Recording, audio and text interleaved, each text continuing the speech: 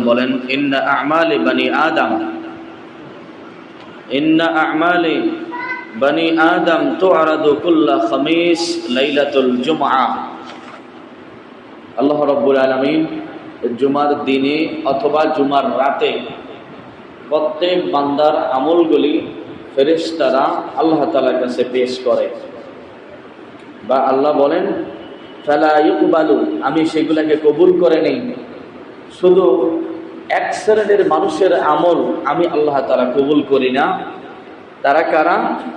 আমাল কাতিউর রহিম, ওই অভাগা সন্তান, ওই অভাগা ব্যক্তি, যে ব্যক্তি তার মা বাবার সাথে সম্পর্ক ছিন্ন করলো, অথবা ওই ব্যক্তি যেই ব্যক্তি তার নিকট আত্মীয়র সঙ্গে সম্পর্ক ছিন্ন করলো, এমন ব্যক্তিদের আমল আল্লাহ তাআলা কবুল করে না।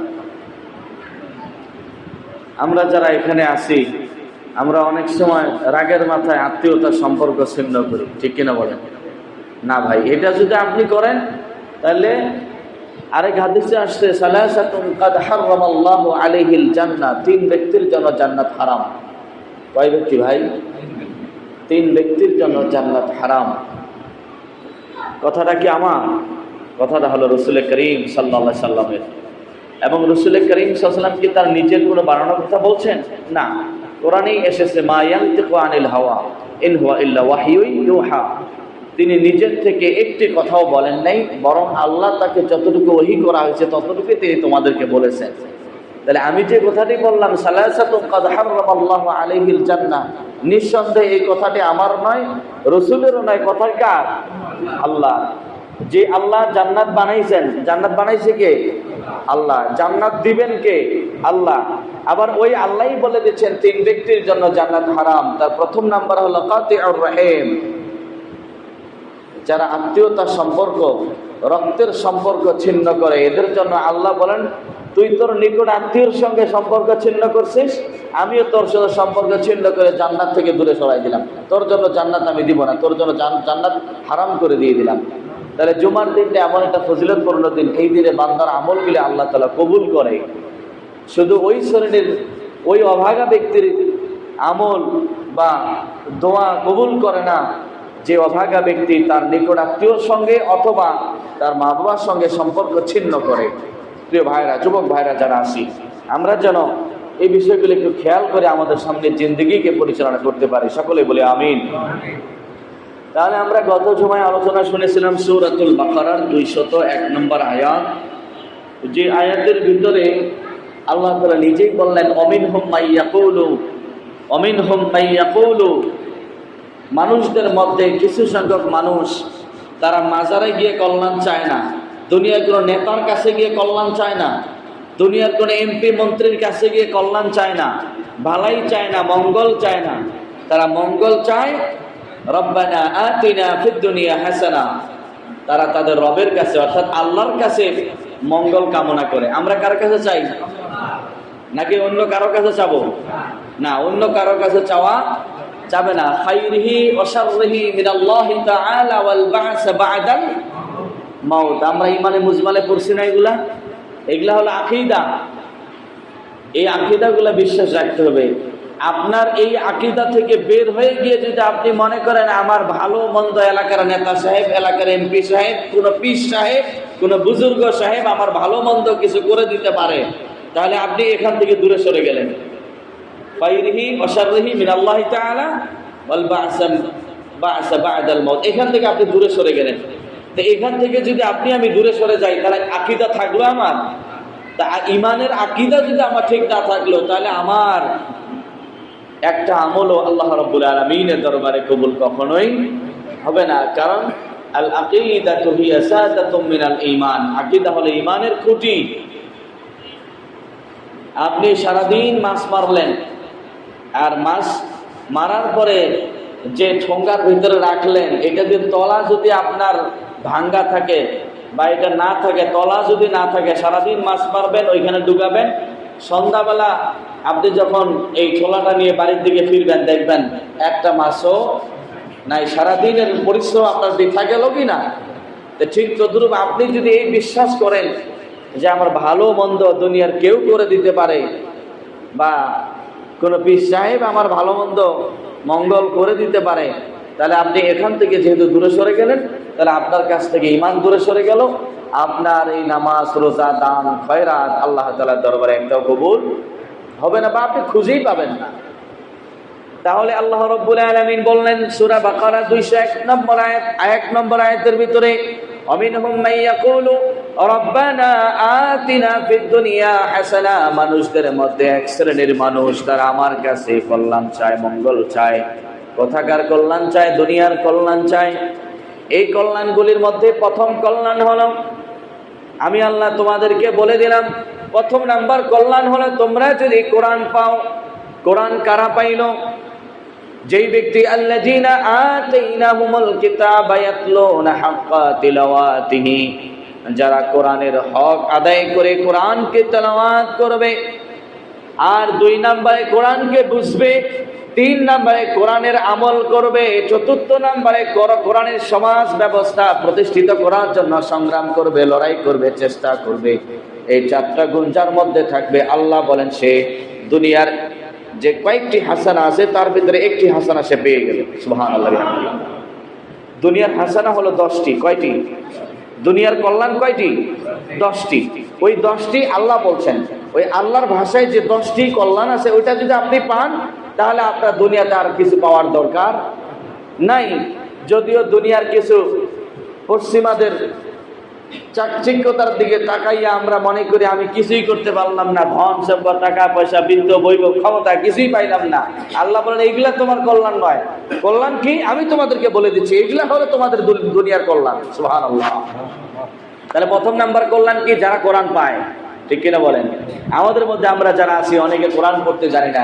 চেষ্টা করবো প্রিয় ভাইয়েরা, অন্তত কোরআনের 10টি সূরা সহি শুদ্ধভাবে ইমাম সাহেবের কাছ থেকে হোক, কোনো মাদ্রাসার ছাত্রদের কাছ থেকে হোক, 10টি সূরা আমরা অন্তত সহি শুদ্ধভাবে শেখার চেষ্টা করব। রাসূল বলেন যে ওই পেট হলো বিরান ঘর, ওই পেট হলো বিরান ঘর, যে পেটের মধ্যে কোরআন নাই, কাল বাইতুল খারিদ। রাসূল বলেন যে ঘরের মধ্যে মানুষ থাকে না, ওই ঘরের মূল্যটা কেমন বলেন তো ভাই? ওই ঘরের ভিতরে আপনি কি রাখবেন? ওই ঘরের ভিতরে ময়লা আবর্জনা রাখবেন। ঠিক কিনা বলেন? খড়ি, লাকড়ি, ময়লা আবর্জনা এগুলো আপনি ওই ঘরের মধ্যে রাখেন। বা অথবা যে ঘরের মধ্যে ময়লা আবর্জনা বা লাকড়ি রাখা হয়, এই ঘরে কেউ ভুল করে থাকবে না। ঠিক তদ্রূপ আল্লাহ রাসূল বলেন যার হৃদয়ের মধ্যে, যার পেটের মধ্যে কোরআন নাই, কোরআনের আয়াত নাই, কোরআনের অক্ষর নাই, ওইটা হলো ওইরকম ঘরের মতো, যে ঘরের ভিতরে মানুষ থাকে না, যে ঘরের মূল্য নাই, এরকম পেট হলো, এরকম হৃদয় হলো ওই মানুষটা। এরকম হৃদয়কে আমাদের রাখলে হবে নাকি ভাই? না, আমাদের হৃদয়ের মধ্যে কোরআন আনতে হবে, আমাদের পেটের মধ্যে কোরআন আনতে হবে। তাহলে দুনিয়ার হাসানা পাইতে গেলে প্রথম নাম্বার কি পাইতে হবে? কোরআন পাইতে হবে। কোরআন সহি শুদ্ধভাবে পড়তে হবে, কোরআনকে বোঝার চেষ্টা করতে হবে। ইব্রাহিম খাওয়াস রহমতুল্লাহি আলাইহি মানুষের আত্মার চিকিৎসা দিয়েছেন 5টি, তার মধ্যে প্রথম নাম্বার দিয়েছেন তিলাওয়াতুল কোরআন বিতাদাব্বুর, কোরআনকে বুঝে বুঝে পড়া। আপনি যখন কোরআনকে বুঝে বুঝে পড়বেন, আল্লাহর সঙ্গে কথোপকথন হয়ে যায়। কোরআন যখন আপনি বুঝবেন, তখন মনে হবে আপনি কোরআন পড়তেছেন না, বরং আল্লাহর সঙ্গে কথা বলতেছেন। সুবহানাল্লাহ। এই জন্য যুগ শ্রেষ্ঠ আলেমরা, বিশেষ করে সাহাবায়ে কেরামদের ভিতরে অন্যতম একজন সাহাবী তামিম আদ-দারি রাদিয়াল্লাহু তাআলা আনহু, তিনি যখন রাতের বেলা নামাজ পড়তেন, নফল নামাজ পড়তেন, 1 রাকাত নামাজে 10 পারা, 15 পারা, 20 পারা পর্যন্ত তেলাওয়াত করতেন। সুবহানাল্লাহ বলবেন না? মাঝে মধ্যে তার বিবিগণ বা তার শাগিরদগণ বলতেন, হুজুর আপনি এত দীর্ঘক্ষণ ধরে নামাজ পড়েন, কিভাবে সম্ভব? তখন বলতেন যে আমি যখন নামাজ পড়ি, কোরআন তেলাওয়াত করি, তো কোরআন তেলাওয়াত করি না, মনে হচ্ছে যে আমি আমার আল্লাহর সঙ্গে কথা বলতেছি। তো আল্লাহর সঙ্গে কথা বলতে এত মজা লাগে। মুসা আলাইহিস সালাতু ওয়াস সালাম আল্লাহকে যখন কোনো বিষয়ে প্রশ্ন করে, মুসা অনেকগুলা কথা বলে। মুসা চায় আল্লাহ আমার সঙ্গে বেশিক্ষণ কথা বলুক, কারণ আমি হলাম আল্লাহর আশিক, আল্লাহ হলেন আমার মাশুক। অতএব আমি যখন কোরআন পড়ি, তো আমি আল্লাহর সঙ্গে কথা বলি, আমার মনটা চায় আমি সারা রাত আমার আল্লাহর সঙ্গে কথা বলি। সুবহানাল্লাহ। মাঝে মধ্যে যখন আমি নামাজ পড়তে পড়তে মনে করতাম এখন নামাজ পড়া সমাপ্তি করে দেই বা তেলাওয়াত বন্ধ করে দেই, ওই সময় আমার মনে পড়ে আল্লাহ যদি আমাকে বলে তামিম আদ-দারি এই সময় তোমার সঙ্গে কথা বলে আমি বড় মজা পাচ্ছি, এখন তুমি বন্ধ করিও না। আল্লাহ যদি এইভাবে বলে ফেলে আমাকে, এই জন্য আল্লাহ যেন এই কথা বলতে না পারে, দীর্ঘক্ষণ আমি সূরা লম্বা করে নামাজ আদায় করতাম। আর আমরা সূরা লম্বা হইলে ইমাম সাহেবের বিরুদ্ধে কথা বলতে কণ্ঠ আমাদের ছোট হয় না, ঠিক কিনা বলেন? আহা না ভাই, ইমাম সাহেব যদি নামাজের মধ্যে সূরা লম্বা করে, আপনাকে খারাপ কাজের জন্য সময়টা নিল আপনার কাছ থেকে? কথা বলেন। আপনি তো বাজারে গিয়ে ঘন্টাকে ঘন্টা সময় ব্যয় করলেন, ওইখানে যে সময়টা ব্যয় করলেন এটার কিন্তু একটা হিসাব আছে। আপনার আমার কি সময়ের হিসাব নাই? কথা বলেন না কেন? লা তাসুব্বুদ্দাহা, সময়কে গালি দিতে আল্লাহ নিষেধ করেছেন। কারণ আল্লাহ বলেন সময় বা যুগের মালিক হলাম আমি আল্লাহ। এই জন্য সময়কে তোমরা গালি দিও না। বা আমরা বাজারে গিয়ে বা সংসারের পিছনে যদি 1 ঘন্টা আধা ঘন্টা ব্যয় করি, ওই সময়টা ইবাদত হবে এরকম গ্যারান্টি কি আছে? নাই। কিন্তু নামাজের মধ্যে যদি আপনার 5-10 মিনিট সূরাটাকে লম্বা করে দেওয়া হয়, আপনার এখানে তো গুনাহগুলা মাফ হইল। কারণ আল্লাহ বলেছেন ওয়াসারিউ ইলা মাগফিরাতিম মির রাব্বিকুম, তোমরা আসো ক্ষমার দিকে, আল্লাহর ক্ষমার দিকে। কোথায়? মসজিদে যখনই আসবা, হাইয়া আলাল ফালাহ, আল্লাহ রাব্বুল আলামিন তোমাকে সফলতা বলে ঘোষণা দিয়ে দেয়। সুবহানাল্লাহ। আর সফল কারা? যারা আখিরাতে জান্নাত পাবে বিনা হিসেবে, তারাই হলো সফল ব্যক্তি। সুবহানাল্লাহ বিহামদিহি। তো আল্লাহ তাআলা বললেন ওয়াসারিউ ইলা মাগফিরাতিম মির রাব্বিকুম, তোমরা ওই রবের ক্ষমার দিকে দৌড়াও, রবের ক্ষমার দিকে দৌড়াও। কোথায়? ফাসআউ ইলা যিকরিল্লাহ, যখন মসজিদে আযান হয় তখন তোমরা ফাসআউ, দ্রুত অগ্রসর হও মসজিদের দিকে। মসজিদের দিকে আসলেই আল্লাহ বলেন আমি তোমাদেরকে ঢালাওভাবে ক্ষমা করে দিব। তো এই নামাজের মধ্যে যখন আপনি থাকলেন কিছুক্ষণ, তো আল্লাহর ক্ষমার মধ্যে থাকলেন কিনা ভাই?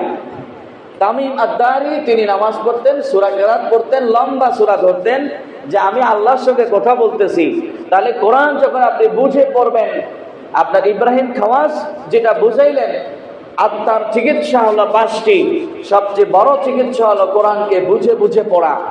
রাসূল করিম সাল্লাল্লাহু আলাইহি সাল্লামের কাছে ইতালি থেকে 40 জন ক্যাথলিকে জিজ্ঞাসা করেছেন, ইয়া রাসূলুল্লাহ সাল্লাল্লাহু আলাইহি সাল্লাম, হুজুর হার্টের চিকিৎসা কি আপনি আমাদেরকে বলুন। মানুষের হার্ট যদি ব্লক হয়ে যায়, অ্যাটাক হয়ে যায়, এটার চিকিৎসা কি আপনি আমাদেরকে অবহিত করুন। রাসূল করিম সাল্লাল্লাহু আলাইহি সাল্লাম বলেন, লিকুল্লি শাইইন সিকালাতু ওয়া সিকালাতুল কুলুবি যিকরুল্লাহ। বলি সুবহানাল্লাহ।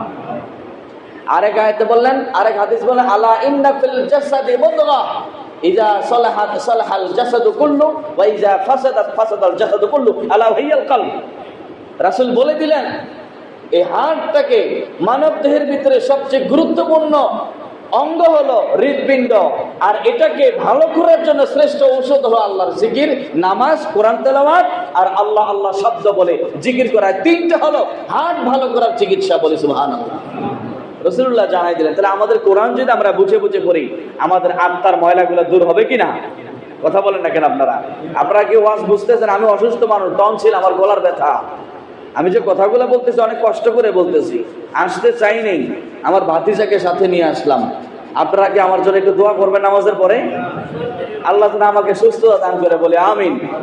তাহলে দুনিয়ার হাসানা প্রথম নাম্বার হলো কোরআনে কারীম যারা পাবে তারা দুনিয়ার হাসানা পাবে। 2 নাম্বার হলো যারা কোরআনের হেদায়েত পাবে তারা দুনিয়ার কল্যাণ পেয়ে যাবে। দুনিয়ার হেদায়েত যদি আপনি দুনিয়ার বুকে আপনি যদি কোরআনের হেদায়েত পান, তাহলে বুঝতে হবে আপনি দুনিয়ার হাসানা পেয়ে গেছেন। কোরআনের হেদায়েত বুঝেন? কোরআনের হেদায়েত এমন একটা জিনিস, ডক্টর গিরিশ চন্দ্র সেন নাম শুনছেন? তিনি পুরা কোরআন বাংলা ডাবিং করছেন। কিন্তু পুরা কোরআন বাংলা ডাবিং করলো, পড়লো, বই লিখলো, কিন্তু সে কোরআনের হেদায়েত কি পাইছে ভাই? তো আপনার আমার কাছে কোরআন আসছে, কোরআন আমাদের ঘরে আছে, কিন্তু কোরআন থেকে আমরা কি কেউ হেদায়েত নেই? কথা বলেন। কেউ নেওয়ার কোনোদিন চেষ্টা করি না। সূরা ফাতিহার ভিতরে আমরা প্রত্যেককে দোয়া করি আল্লাহর কাছে, যে কি বলি, ইয়্যাকা না'বুদু, আল্লাহ কেবল আমরা তোমারই ইবাদত করি, ওয়া ইয়্যাকা নাস্তাঈন, এবং তোমার কাছে সাহায্য চাই। আল্লাহ বলেন আমার কাছে কি সাহায্য চাইস? পরের বারে আমরা বলে দেই ইহদিনাস সিরাতাল মুস্তাকিম, আল্লাহ তোমার কোরআনের হেদায়েত অথবা সিরাতাল মুস্তাকিম, সহজ সরল তোমার যে পছন্দনীয় পথ, তোমার যে পছন্দনীয় পথ, ওই পথের আমাদেরকে পথিক বানাও। সুবহানাল্লাহ।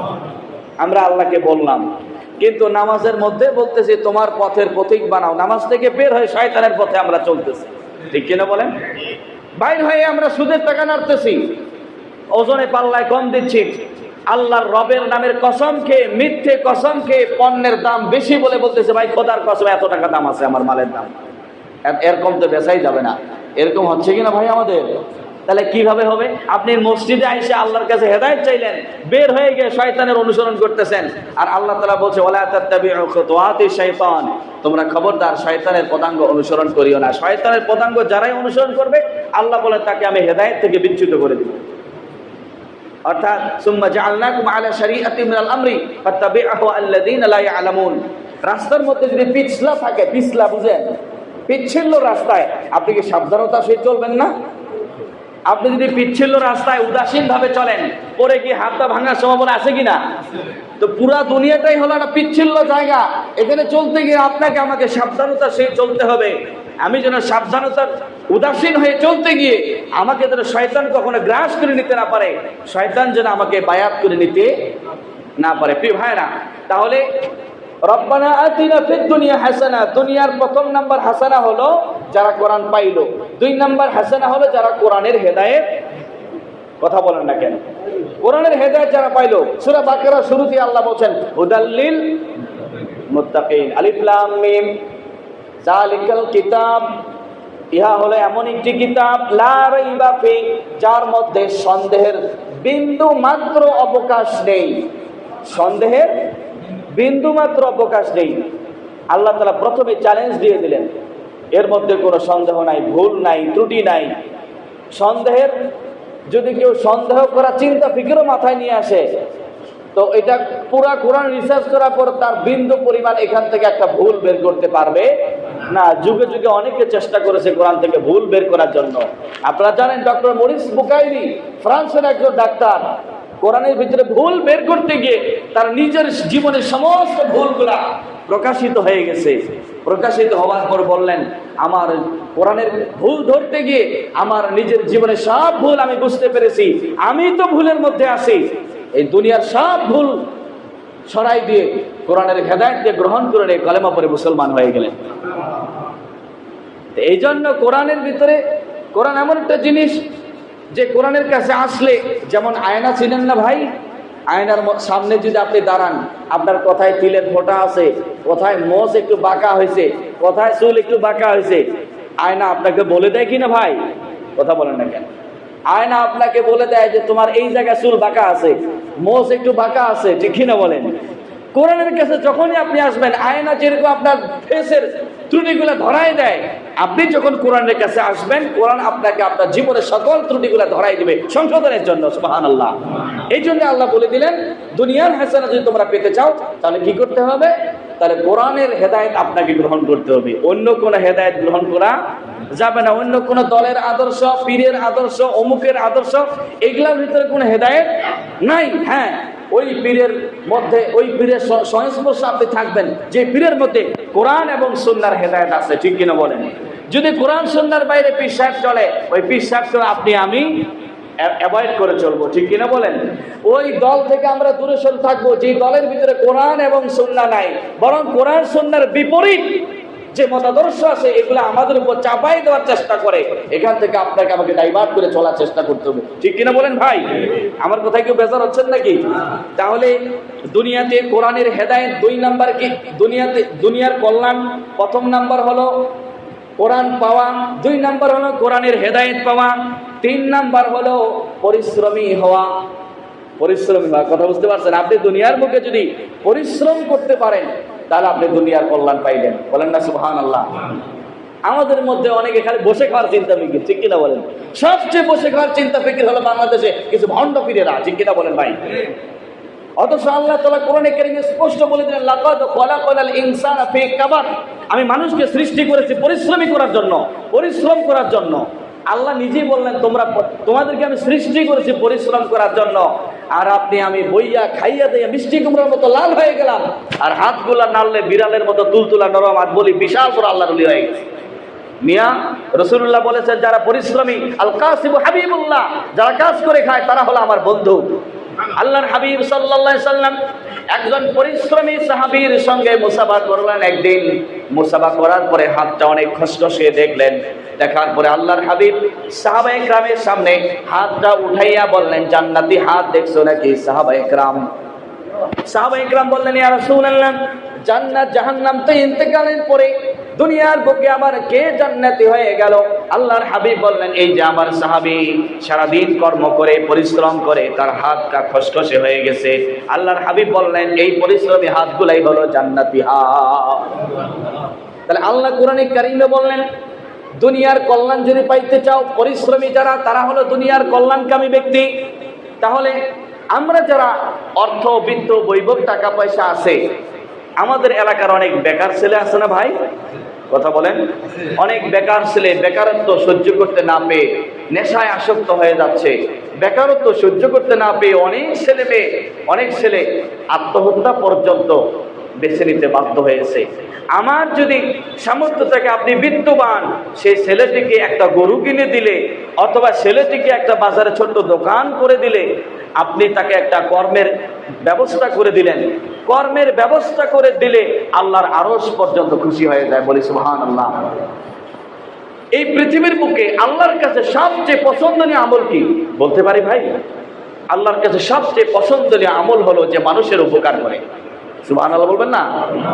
মানুষের উপকার করার চেয়ে বড় কোনো আল্লাহর কাছে পছন্দনীয় আমল নাই। রাসূলুল্লাহ বলেছেন, মাল্লাম ইয়ারহাম, রাসূলুল্লাহ সাল্লাল্লাহু আলাইহি ওয়াসাল্লাম বলেছেন, লা ইয়ারহামুল্লাহু মান লা ইয়ারহামুন নাস।